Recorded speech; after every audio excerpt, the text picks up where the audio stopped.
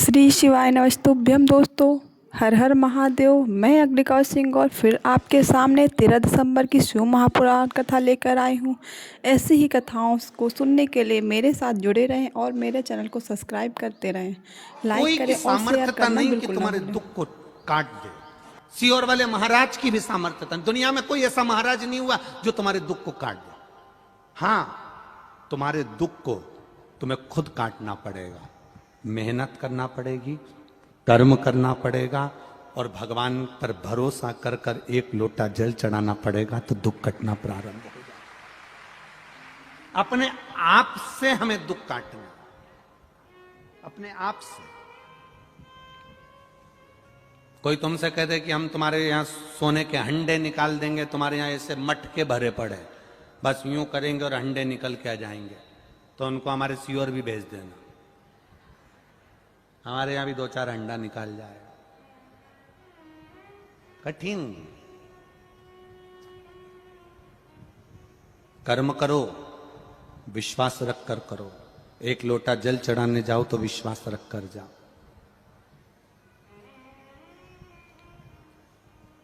परमात्मा को क्या चाहिए तुमसे? केवल तुम्हारा किया गया भजन।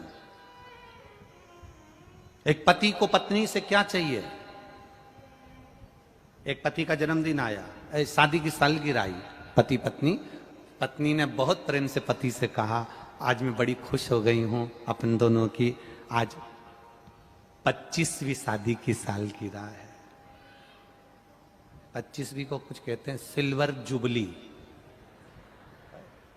हाँ ऐसे ही बोलते हैं ना, सिल्वर जुबली। हाँ, 25वीं शादी की सालगिरह है।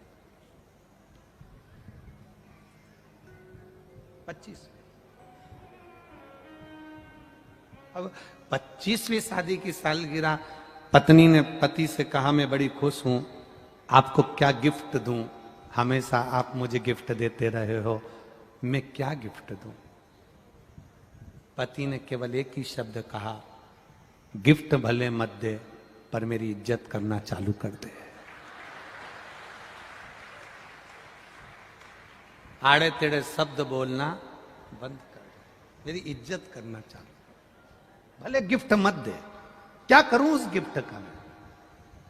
मालूम पड़े गिफ्ट दे भी दे और मालूम पड़े सम्मान नहीं दे, आदर नहीं दे, 4 लोगों में अपशब्द कहे, ताने दे, तो ऐसा गिफ्ट किसी काम का नहीं कि शर्ट दिला दी ने, पेंट दिला दी ने, सामान दिला दिया।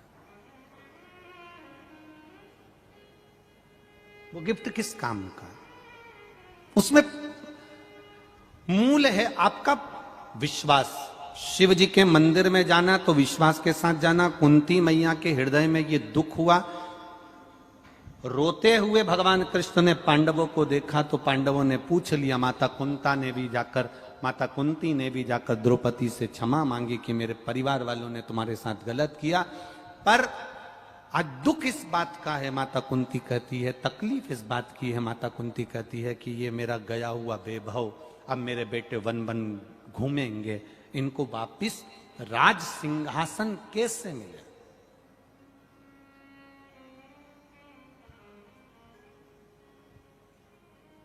ये 100 हैं कौरव और पांडव 5। कौरव 100, पांडव 5।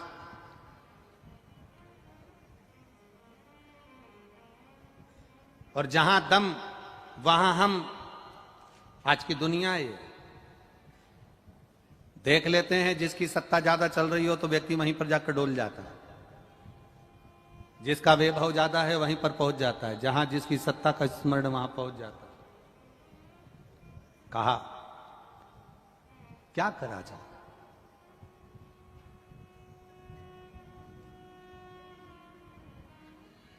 भगवान कृष्ण ने पांडवों को बुलाया और पांडवों को बुलाकर कहा कि यह काम चालू करो, 5 में से अगर एक व्यक्ति भी नियम बना ले कि शंकर भगवान को 1 लोटा जल चढ़ाएगा, बेलपत्र चढ़ाएगा, बेलपत्र नहीं मिलेगी तो पत्ती चढ़ाएगा, पत्ती नहीं मिलेगी तो मंदिर की चौखट पर दर्शन करेगा, दर्शन मंदिर के अंदर भी नहीं कर पाया तो शिखर का दर्शन करेगा, पर नियम बना ले, एक कोई सा भी नियम बना ले, नियम बना। हमने आपसे केवल एक नियम बनाने का कहा कि रोज शिव जी के मंदिर में 1 लोटा जल चढ़ाओ। नियम बनाया ना तुमने। अगर नियम बनाना प्रारंभ करा, जैसे उस बेटी ने लिखा मेरी आंख चली गई, डॉक्टर ने कह दिया ये आएगी नहीं आएगी पता नहीं, पर उसने अपने पापा मम्मी का नियम बनवा दिया कि तुम मंदिर जाओ मेरे लिए जल लाओ, मंदिर जाओ जल लाओ। रोज कहती है, रोज वो जल लेकर आते, तो उनका नियम बन गया, तो बेटी के नेत्र आ गए। उसी तरह हम नियम बना लें कि भगवान के मंदिर तक जाना है। नियम बनाने वाले का भगवान हाथ पकड़कर रख ही लेता है। नियम अगर आपने बनाया, एक व्यक्ति भगवान को नहीं मानता था, भगवान को कभी नहीं मानता था, और उसने एक प्रवचन में सुन लिया कि एक नियम बना लो, भगवान तुम्हारे मन की मनोरथ पूर्ण कर देगा, अभिलाषा पूरी कर देगा। अब उस व्यक्ति ने क्या नियम बनाया? ना मंदिर जाने का नियम बनाया, ना भगवान को जल चढ़ाने का नियम बनाया, ना सूर्य को प्रणाम करने का, ना माता पिता को प्रणाम करने का, ना किसी को आदर करने का, कोई नियम उसने नहीं बनाया। केवल एक नियम बनाया उसने। कौन सा? मेरे पास में कुम्हार रहता है, बर्तन बनाने वाला, मटका बनाने वाला, रसोई बनाने वाला, एक मटकी बनाने वाला, मिट्टी के पात्र बनाने वाला कुम्हार रहता है। मैं सवेरे से सबसे पहले उठूंगा तो उसका मुंह देखूंगा, केवल उसका मुख देखूंगा।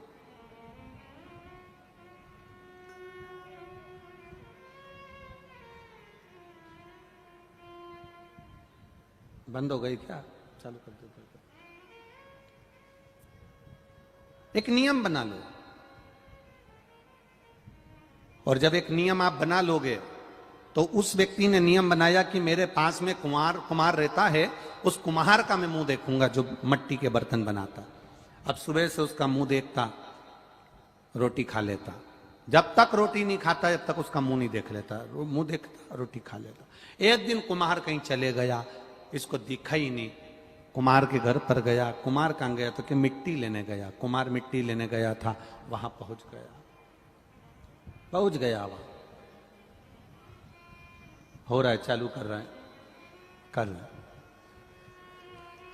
कुम्हार मिट्टी लेने के लिए गया था और पड़ोसी उसको ढूंढते ढूंढते पहुंच गया। अब ढूंढते ढूंढते गया, कुम्हार मिट्टी को खोद रहा था। खोदते खोदते कुम्हार को उसमें से एक हंडा सोने का मिल गया। हंडा मिल गया। इसने हंडा नहीं देखा जो पड़ोसी गया था, ये तो कुम्हार का मुंह देखने के लिए गया था। इसको हंडा दिखा, इसने हंडा हेड़ा। इतने में पड़ोसी ने कुम्हार का मुंह देखा और चिल्ला कर बोल दिया, मैंने देख लिया।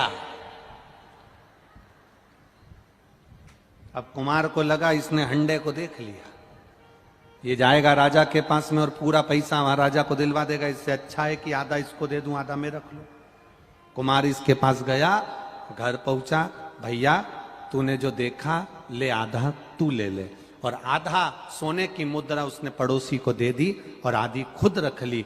उस पड़ोसी ने कहा, मैंने सोने की मुद्रा का हंडा नहीं देखा था, मैंने तो तेरा नियम बनाया था कि बस तेरा मुंह देखूंगा। संत ने कहा था, एक नियम अगर कोई बना लेता है उसको पूर्ण परमात्मा कर कर भंडार भर ही देता है, ये निश्चित है। तूने नियम बनाया, मैंने नियम बनाया तेरा मुख देखने का, और मुझे प्राप्त हुआ, सोने की मुद्राएं प्राप्त हो गई। भगवान कृष्ण ने कहा, पांडवों तुम में से अगर एक ने भी नियम बना लिया शंकर भगवान को जल चढ़ाने का, शिव को बेलपत्र चढ़ाने का, शंकर की आराधना करने का, शंकर की पूजन करने का, शंकर भगवान का गुणगान करने का, यदि एक ने भी नियम बना लिया तो ये मेरा विश्वास कहता है, ये मेरा भरोसा कहता है कि तुम्हें अगर वो 100 भी है ना तो वो 0 के बराबर हो जाएंगे और तुम 500 के बराबर हो जाओगे। करो नियम, अपने नियम को मत तोड़ो, अपने नियम को समाप्त मत करो। अब पांडवों ने नियम बनाया। युधिष्ठिर कहते हैं कि भगवान शंकर की पूजन का नियम कौन बनाएगा? युधिष्ठिर कहते हैं मैं बना लेता हूं। इतने में अर्जुन बोले, आपको बहुत काम रहता है, आप नियम मत बनाओ। भीम कहता है मैं दिन भर खाने में लगा रहता हूं, मेरे से भूखा रहा नहीं जाता, मैं नियम नहीं बना सकता। नकुल सहदेव मना कर दिया। अर्जुन ने नियम ले लिया, जब तक महादेव की पूजन नहीं कर लूंगा, जब तक शंकर भगवान के शिवलिंग पर 1 लोटा जल नहीं चढ़ा लूंगा, जब तक शंकर जी की आराधना नहीं कर लूंगा, तब तक मैं भोजन नहीं करूंगा। ये नियम बना लिया। जब तक शिव जी की आराधना नहीं करूंगा, शंकर भगवान को एक लोटा जल नहीं चढ़ाऊंगा, तब तक मैं भोजन नहीं करूंगा। नियम बना लिया। मेरा आप सबसे निवेदन, एक नियम आप भी बनाओ, सारी समस्या का हल अपने नजदीक में जो शंकर जी का मंदिर हो वहां पर जाकर एक लोटा जल चढ़ाओ प्रतिदिन। हां, बीच में अगर कहीं कोई काम अड़ गया, कोई तकलीफ आ गई, कोई कारण आ गया, ब्याह शादी हो गए, कोई फंक्शन आ गया, कोई दुख तकलीफें आ जाती हैं, हो जाए, कोई बात नहीं, 5 दिन 7 दिन 8 दिन छोड़ दिया, फिर पर नियम बना। जितने लोग कथा सुन रहे हैं आस्था चैनल पर, जितने लोग कथा सुन रहे हैं फेसबुक यूट्यूब पर, और जितने लोग इस छत्रपति संभाजी नगर की भूमि पर कथा सुन रहे हैं, कि नियम बना लेना कि हमारे घर से एक लोटा पानी भगवान शंकर के मंदिर रोज जाएगा। मैं जाऊं, चाहे पति जाए, चाहे बेटा जाए, चाहे घर का जाए, पर जाएगा जरूर। वैसे तो नियम बनाओ कि घर का प्रत्येक व्यक्ति एक लोटा जल शिव जी को चढ़ाए, प्रत्येक व्यक्ति, क्योंकि उसका खाया उसको काम आएगा, तुम्हारा खाया तुम्हें काम आएगा। तुम्हारे दुख को तुम मिटाओगी, उसके दुख को वो मिटाएगा। नियम बना। अर्जुन ने नियम ले लिया, जब तक शंकर भगवान के शिवलिंग की पूजन नहीं करूंगा तब तक भोजन नहीं करूंगा। नियम बन गया।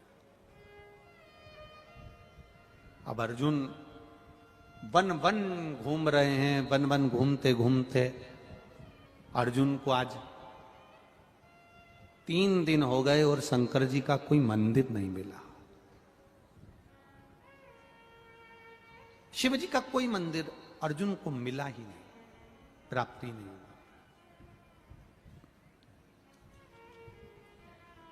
और जब भगवान शंकर का कोई मंदिर अर्जुन को नहीं मिला तो उसको दर्शन नहीं हुए, उसको जल नहीं चढ़ा पाया, 3 दिन से भूखा था।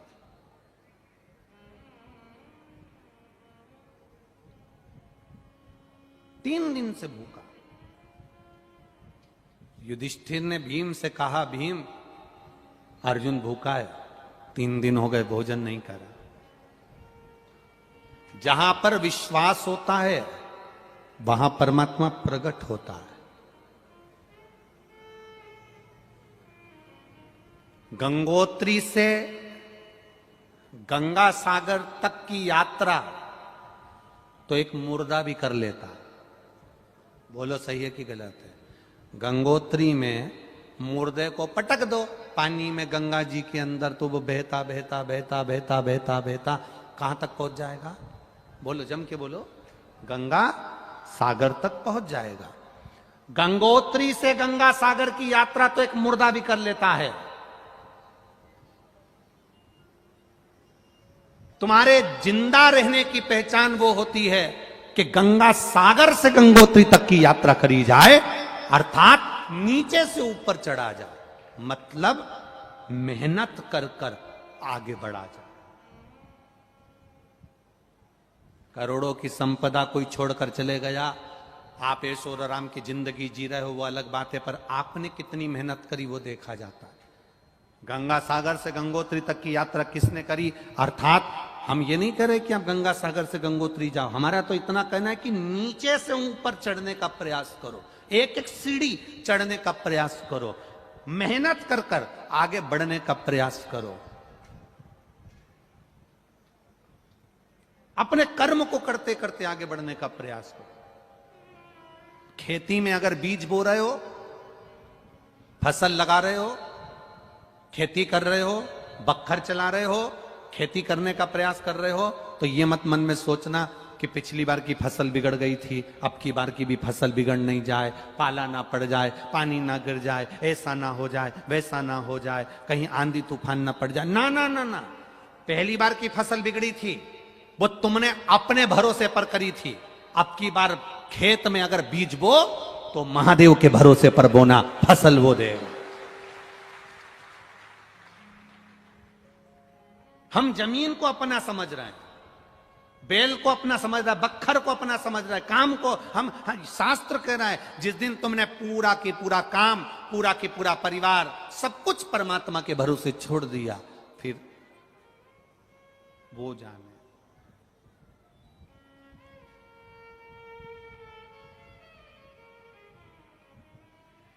खेती बुआई मैंने तेरे नाम की,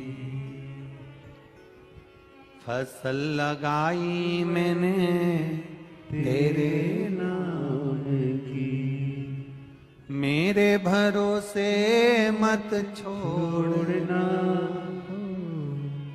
भोले जी मेरी लागी लगन मत छोड़ना। ये खेती आपकी, फसल आपकी, मेहनत करवाने वाले भी आप और फसल देने वाले भी आप, और फसल की कीमत निश्चित करने वाले भी आप। हम मेहनत कर सकते हैं, मेहनत। बैंक में एक लॉकर होता है, उस लॉकर में लोग अपना सोने का जेवर रखते हैं। उसकी दो चाबी होती है, एक मैनेजर के पास होती है, एक चाबी तुम्हारे पास होती है। जिसने बैंक के लॉकर में अपना सोना रखा होगा, गोल्ड रखा होगा, सामान रखा होगा, उसको मालूम है। दो चाबी होती है बैंक के लॉकर की, एक मैनेजर के पास, एक तुम्हारे पास। तुम्हारी चाबी कितनी भी घुमा लो, लॉकर खुलेगा क्या? जम के बोलो, नहीं खुलेगा। मैनेजर अपनी चाबी कितनी भी घुमा ले, लॉकर खुलेगा क्या? नहीं खुलेगा। तुम अपनी चाबी घुमाओ, मैनेजर आएगा, अपनी चाबी लगाकर घुमाएगा और लॉकर खुल जाएगा। उसी तरह तुम मेहनत की चाबी घुमाते रहो, मेरा भोलेनाथ चाबी लाकर घुमाएगा तुम्हारे भाग्य की, और कार्य हो जाएगा। भाग्य की चाबी वो घुमाता है, मेहनत की चाबी आपको घुमाना है। आप इतनी दूर दूर से चलकर यहां आए हो, गाड़ियां लेकर आए हो, बस लेकर आए हो, कोई लोडिंग लेकर आए हो, कोई ऑटो लेकर आए हो, कोई बाइक लेकर आए हो, कोई फोर व्हीलर गाड़ी लेकर आए हो। एक एक दो दो किलोमीटर दूर तुम्हारी गाड़ी रोक दी तो वहां से पैदल चलकर यहां तक चलकर आए हो। तुमने इतनी मेहनत कर कर अगर यहां तक पहुंचे हो, इतनी मेहनत कर कर, तो तुम्हारी मेहनत खाली तो नहीं जा सकती। देगा तो वो, भरेगा तो वो, तुम आए उसके दरवाजे पर हो। शरीर में श्वास रहेगी तो शरीर चलेगा। तुम्हारी कथा सुनने में अगर तुम्हारा विश्वास है कि मैंने सियोर वाला महाराज के मुंह से कथा सुनी है, एक लोटे जल का महत्व देखा है, एक बेलपत्री का महत्व देखा है। उन्होंने कहा था 5 जगह पर बेलपत्री रखकर जल चढ़ाना, मतलब पक्का है कार्य होगा अगर विश्वास रखकर चढ़ाओगे। उन्होंने कहा था शिवलिंग पर जल चढ़ाकर आधा जल बचा हुआ बेलपत्री के पेड़ के नीचे चढ़ाना, मतलब उन्होंने कहा है विश्वास है। व्यास पीठ से बोला गया है, भरोसा विश्वास दृढ़ हो गया, पक्का हो गया, फिर तो महादेव को भी तुम्हारा काम करना ही पड़ेगा। विश्वास पक्का है। ये विश्वास नहीं तो और क्या है?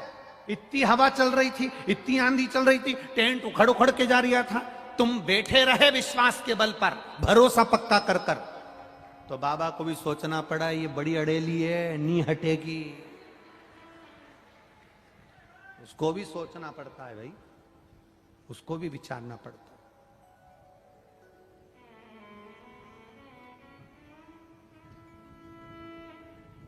भोलेनाथ दया करना, मैं तेरे भरोसे हूँ। मेरे बाबा दया करना,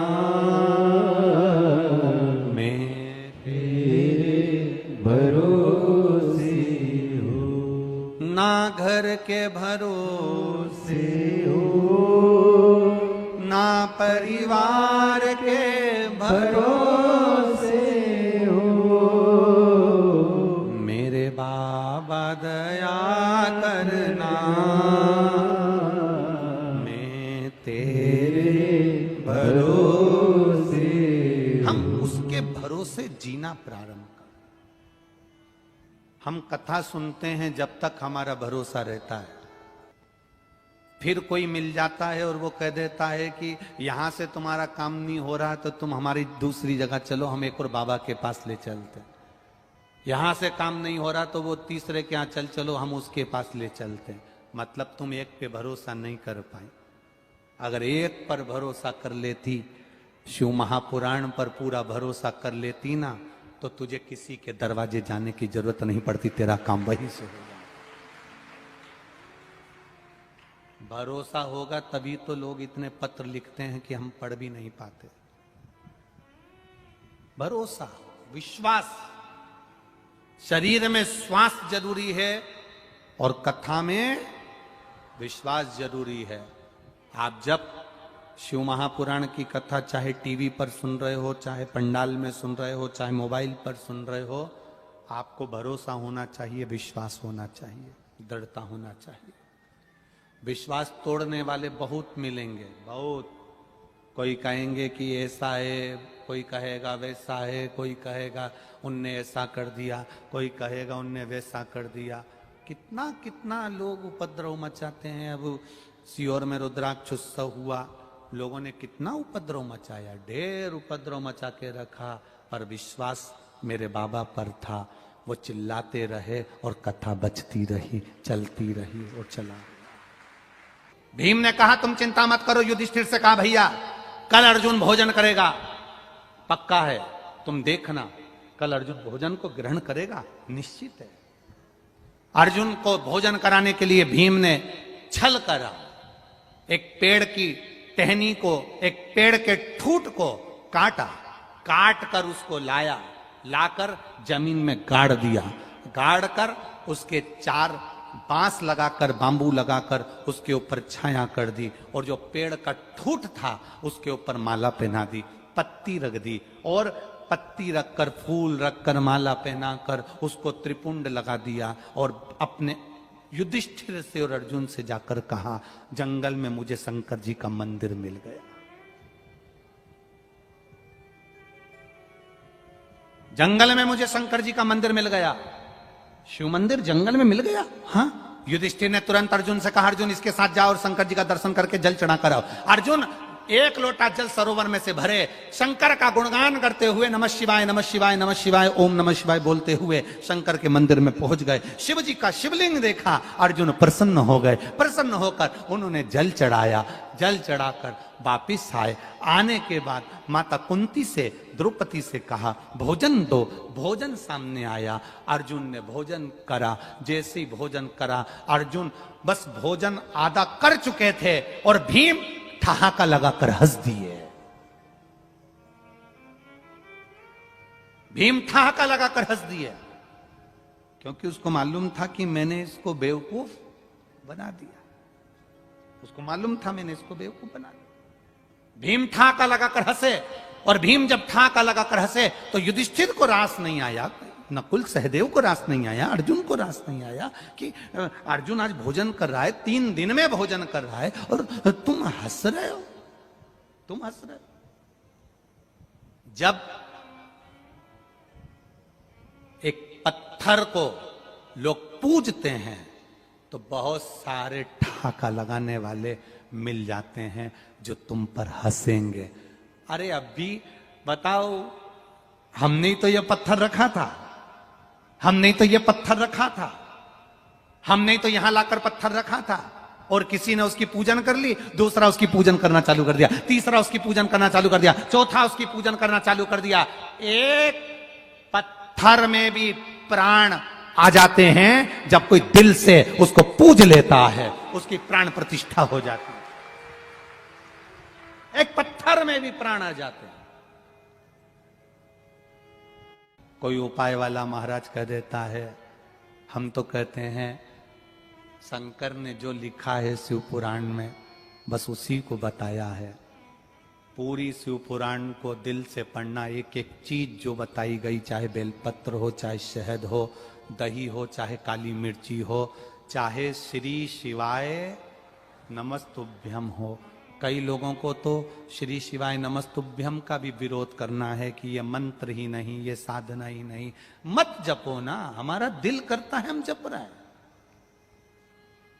ये हमारा दिल है। और हम आपसे भी कहेंगे आपका दिल करे तो श्री शिवाय नमस्तुभ्यम बोलो, उसका मतलब होता है शंकर भगवान मैं आपके चरणों को नमन करती हूं। उसके बाद भी कई लोग कह देते हैं श्री शिवाय नमस्तुभ्यम कहां से ले आया सीहोर वाला महाराज, कहां से ले आया? विद्येश्वर संहिता में स्वयं वेद व्यास जी ने लिख दिया। छुपा कर रखा हुआ था ये ग्रंथ, ऐसा था कि लोगों के सामने, क्योंकि आज के जमाने में सब जितने भी कथा सुनने वाले हैं ना, ये सब दूसरे लोगों के दुख मिटा देते हैं। इनकी पड़ोसन फोन करके बोलती है मेरा बेटा बीमार है, ये तुरंत बता देती है पशुपति व्रत कर ले, एक लोटा पानी चढ़ा ले, सुना मैं मेरे शंकर जी की कथा में, ज्यादा हो तो एक बेलपत्री लाके खिला दे। बोलो सही है कि गलत है? आज के जमाने में किसी को फोन लगाकर बोलोगे, वो बात करोगे तो वो पहले ही कह देगी शंकर जी के मंदिर जाना चालू करो, एक लोटा जल चढ़ाना चालू करो, 5 जगह पर जल चढ़ाओ, शंकर जी को ऐसा करो, शिव जी को वैसा करो। उसने उपाय बताना प्रारंभ कर दिया। अब अकेला सीहोर वाला महाराज उपाय नहीं बताता, और सीहोर वाले महाराज को देखते देखते आजकल हर व्यासपीठ से लोग उपाय बताने लगे। शिव को पहचानना है हम। आजकल सब समझदार हो गए, जरा सा तकलीफ आती है लोग शंकर का भजन करते हैं, स्मरण करते हैं। ठहाका लगाकर हंसे थे भीम, क्योंकि उन्होंने केवल एक लकड़ी का ठूट रखा था, केवल एक लकड़ी का ठूट रखा था, इसलिए ठहाका लगाकर हंसे थे भीम। एक लकड़ी के ठूट को देखकर इसलिए हंस रहे हैं। भीम के हंसने का कारण केवल इतना है कि मैंने अर्जुन को बेवकूफ बना दिया। और ऐसे दुनिया में ना जाने कितने लोग हैं जो हंसने का काम करते हैं कि हमने तो बताओ अभी यहाँ पर केवल कंकर रखा था, इसको पूछ कर चले गए। कई माताएं जब कथा सुनकर पंडाल से जाती हैं तो यहाँ की मिट्टी भी उठा कर ले जाती हैं। कुछ तो उस मिट्टी का लाभ मिलता होगा, तब तो ले जाती होगी। कुबेरेश्वर धाम का कंकर उठाकर ले आती है, कुछ तो मिला होगा, इसलिए लाती होगी। और इतने लाखों लोग शिव महापुराण की कथा को सुन रहे हैं, लाखों लोग।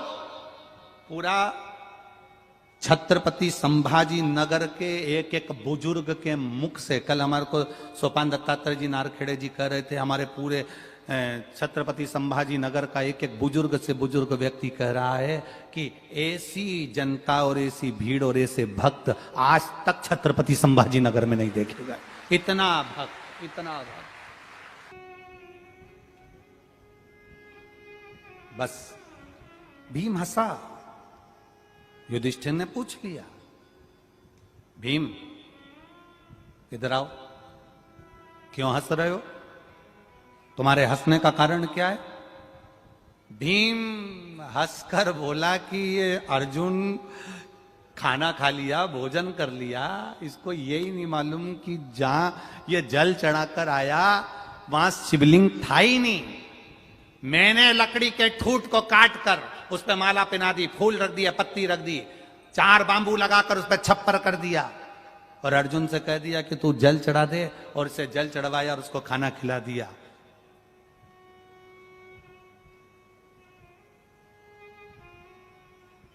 बन गया ना बेवकूफ? अर्जुन कहते हैं ऐसा नहीं है, मैंने महादेव को जल चढ़ाया है, वो लकड़ी का ठूट नहीं हो सकता।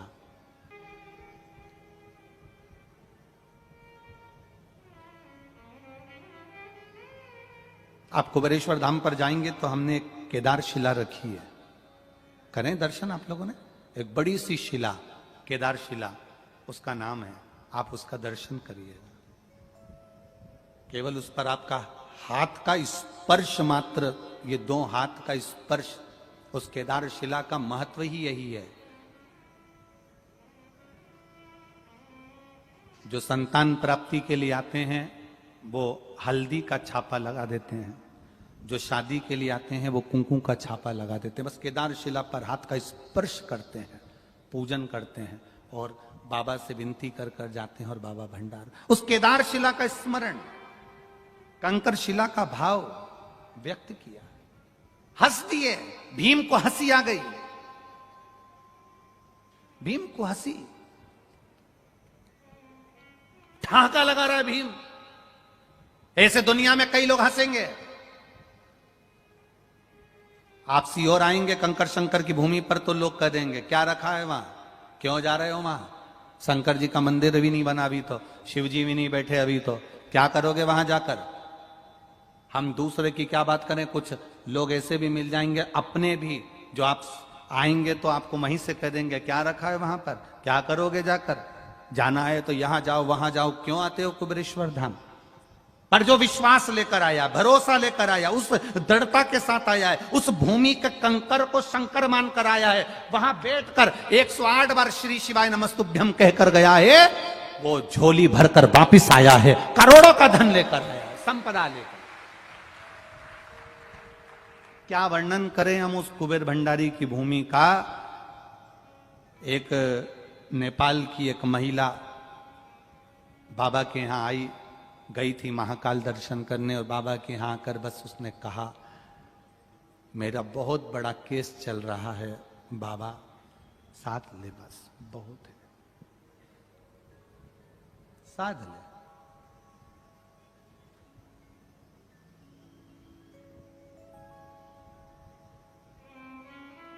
खबर आई, महिला आई है, बहुत दुखी है।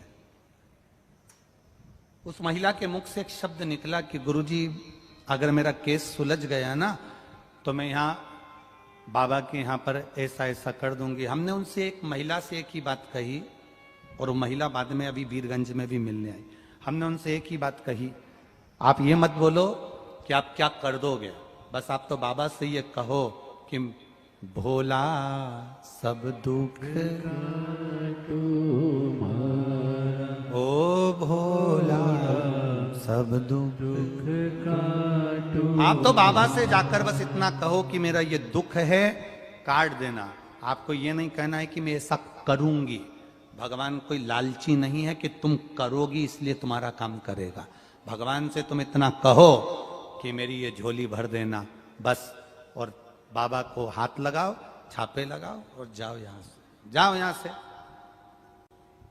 गई 20 दिन भी नहीं हुए और उसने खबर कर दी आशीष भैया को कि मंदिर में बाबा जब विराजे और बाबा की जो शिलालेख हो उस सबको चांदी से पूरे मंदिर को जड़ दो। बाबा ने इतनी कृपा कर दी। ये शिव तत्व है, ये शंकर औघड़ी है, औघड़ी।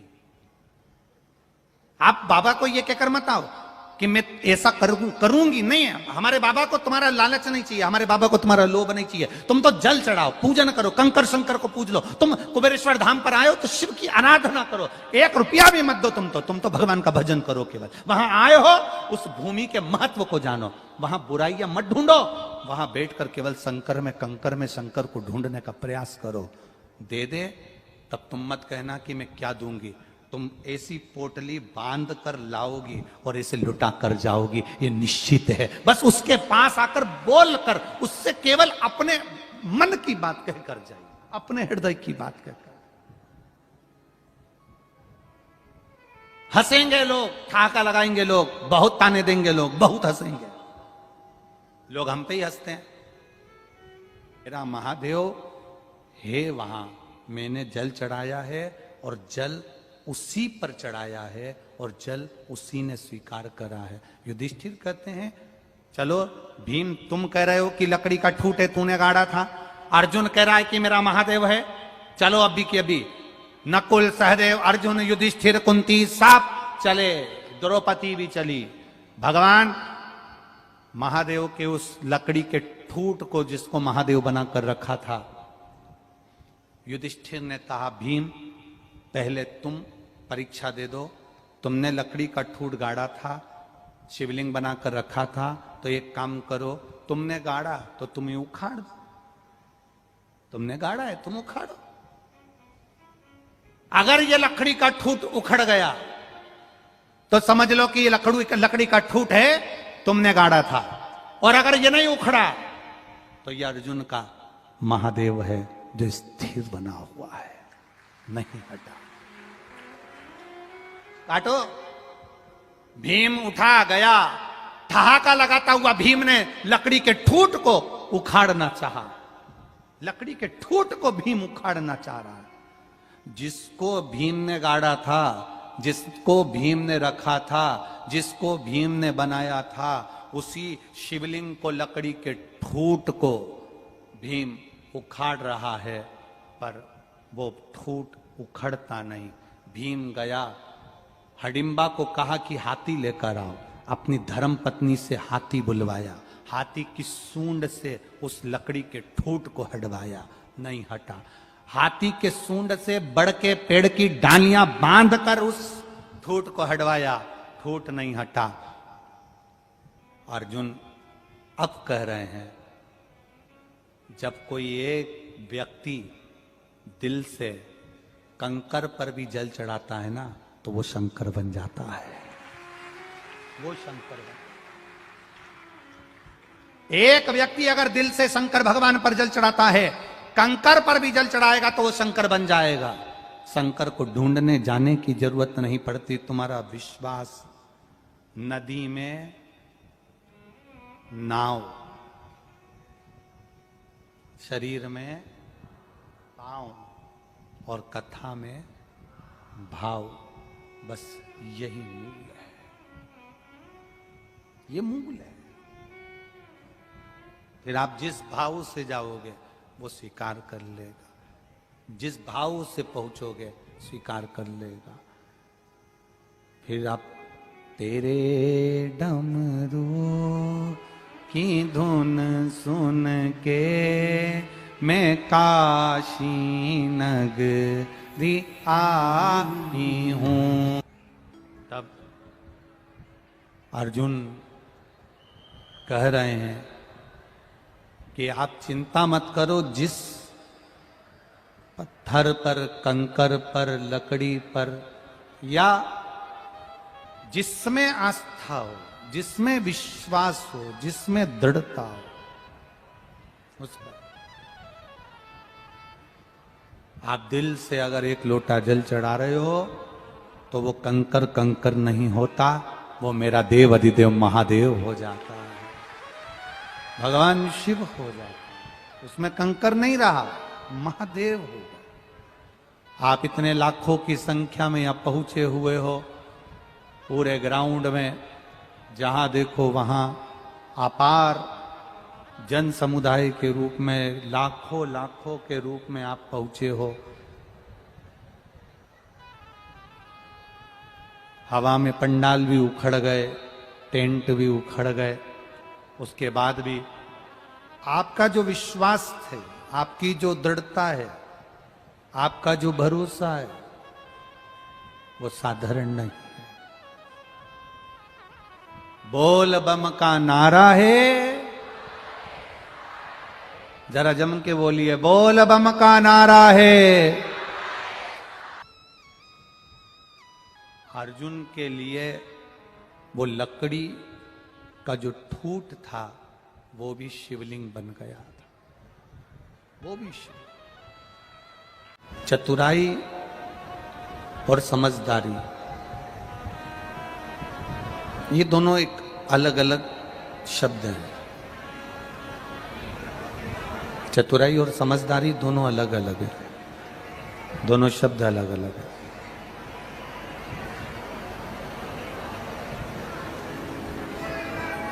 आप किसी को धोखा दे रहे हो, आप किसी को अपशब्द कह रहे हो, आप किसी को ताना दे रहे हो, आप किसी के साथ में उसको बेवकूफ बनाकर थोड़ा सा धन ज्यादा इकट्ठा कर ले रहे हो, आप किसी को घाटा पहुंचाकर थोड़ा सा संपदा, थोड़ा सा धन एकत्रित कर ले रहे हो, इसको समझदारी नहीं कहेंगे।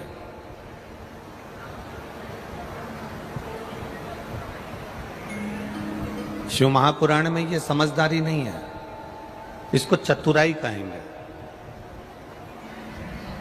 चतुराई किसी के साथ धोखा करना सिखा देती है,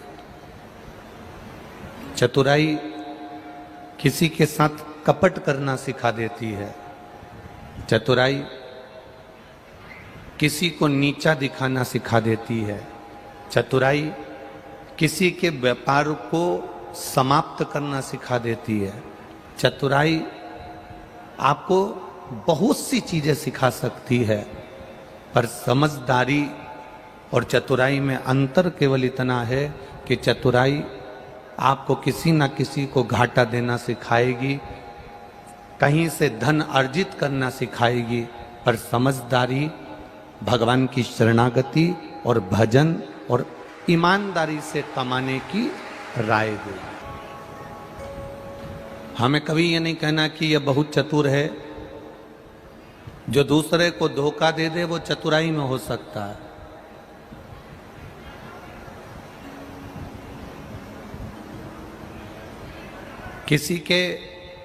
किसी व्यक्ति को बेवकूफ बना देना ये समझदारी नहीं है, इसको चतुराई कह सकते हैं। किसी के धन को खा जाना इसको चतुराई कह सकते हैं। किसी की प्रॉपर्टी को अपना बना लेना इसको चतुराई कह सकते हैं। पर समझदारी उसको कहा गया, समझदारी उसको कही गई कि आप कमाओ, धन लेकर आओ, पर किसी दूसरे का नहीं। आप बंगला बनाओ, पर किसी दूसरे की प्रॉपर्टी पर नहीं। आप जमीन बनाओ, पर किसी की कब्जा करी हुई नहीं। आप जो कुछ करो अपने परिवार के लिए, अपने घर के लिए, अपनी पत्नी के लिए, अपने बच्चों के लिए, अपने कुटुंब के लिए, अपने परिवार के लिए जो कुछ करना है सब करो, पर उसमें किसी का दिल ना दुखे, किसी का मन ना दुखे, किसी को दुख ना हो। इसको समझदारी कहा गया, इसको चतुराई नहीं कहा गया। इसको केवल समझदारी कहते हैं।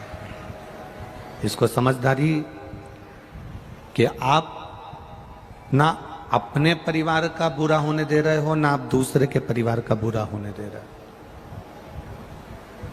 आप ना किसी अपने परिवार के व्यक्ति को तकलीफ में आने दे रहे हो, ना दूसरे व्यक्ति को तकलीफ में आने दे रहे हो। 33 कोटि देवी देवताओं में केवल एक देव अधिदेव महादेव एक ऐसे हैं जो दूसरे का भी भला कर रहे हैं और अपना भी भला कर रहे हैं। और अपने भक्तों से भी मेरा महादेव कहता है कि भूल से भी अपने शरीर के द्वारा, अपनी आत्मा के द्वारा, अपने चित्त के द्वारा, अपने मन के द्वारा, अपनी बुद्धि के द्वारा, अपने द्वारा किसी का दिल ना दुखे, किसी को कष्ट ना हो, किसी को तकलीफ ना हो।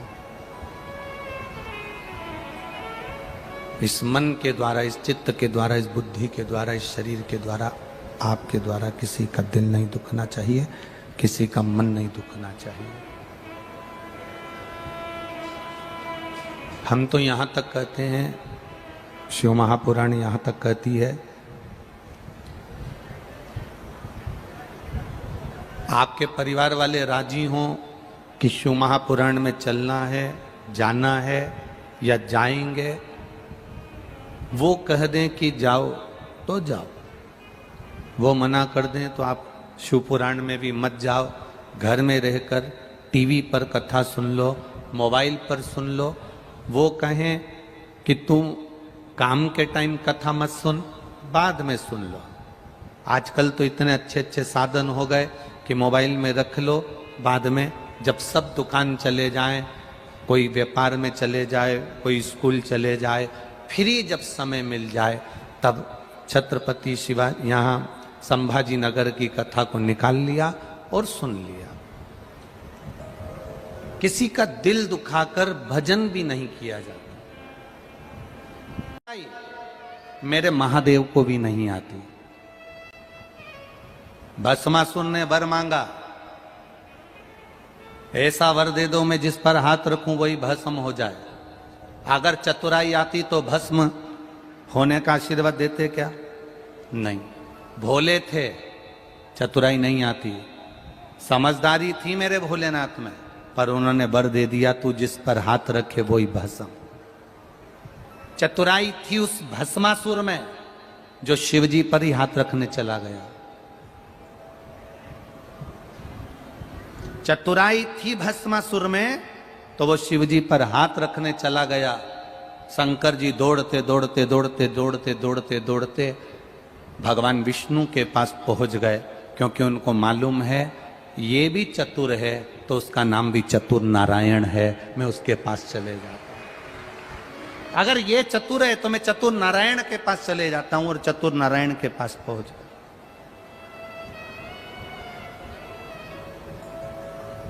भोले को भोला मिलता है, समझदार को समझदार मिलता है, और चतुर को जम के बोलो चतुर मिलता है। आप अगर आज किसी को धोखा देकर 2 रुपए ज्यादा कमा भी लोगे ना कोई तुमको ऐसा चतुर मिलेगा, तुमने उसको धोखा दिया, वो तुम्हें धोखा देकर तुमने 2 रुपए उससे ज्यादा लिए, वो तुमसे 10 रुपए लेकर जाएगा। चतुर को चतुर मिलता। और भस्मासुर जैसे चतुर को चतुर नारायण मिले। क्या करा उन्होंने? स्त्री का रूप लेकर उसको नचाया, उसी का हाथ उसी के सिर पर रगवा दिया। अब सोचो, इसने तो वर मांगा था और उसी को समाप्त करवा दिया उसी के वर से। चतुर को चतुर मिल जाता है, भोले को भोला मिलता है, सहज को सहज मिलता है।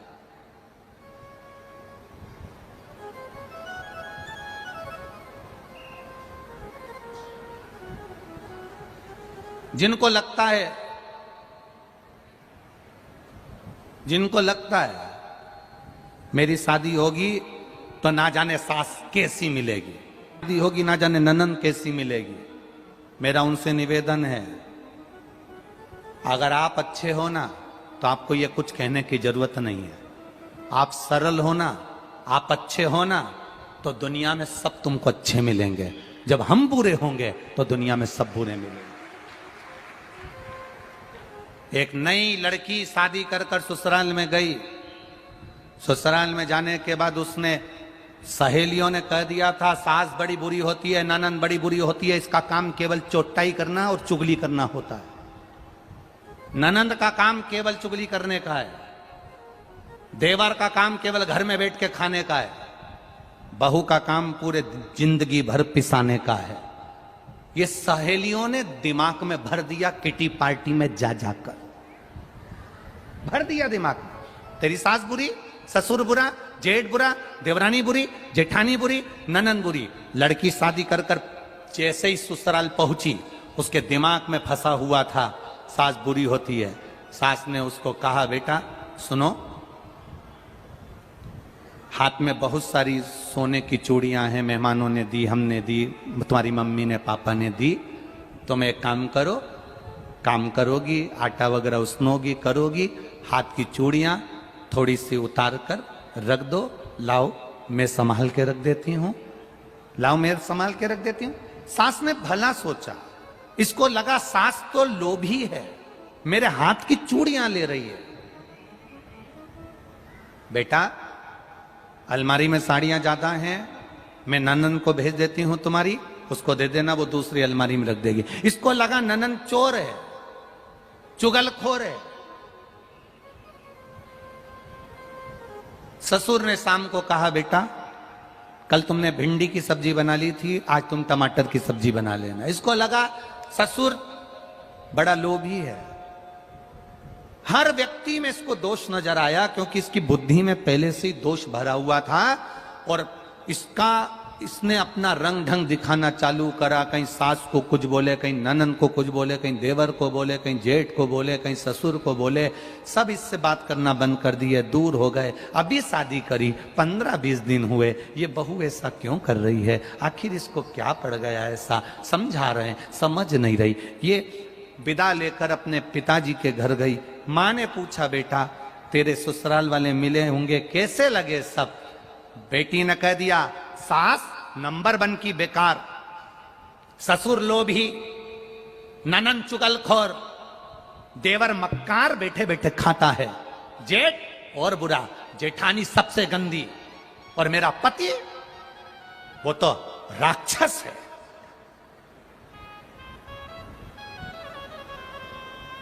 तो तेरे पड़ोसी तो अरे पड़ोसी नंबर 1 के बेकार, इतने घटिया, इतने गंदे, जिनका मुंह देखना पसंद नहीं मेरे को। मां समझ गई, पड़ोसी तो अच्छा लगता ना, इतने बड़े परिवार में कोई तो ठीक नजर आता ना। पर दिक्कत केवल इतनी सी है, जो काले कलर का चश्मा लगाता है उसको सब काले नजर आते हैं, जो पीले कलर का लगाता है उसे पीले दिखते हैं, जो नीला लगाता उसे नीले दिखते हैं, जो लाल लगाता उसे लाल दिखते हैं। ये श्रेष्ठ सब गंदे। क्या चाहती है, क्या चाहती है? बस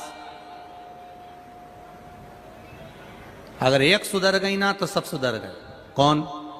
मेरी सास की बहुत चलती है, मां मेरी सास का मुंह बंद कर दो बस, या ऐसा मुझे स्लो पॉइजन दे दो कि ये धीरे धीरे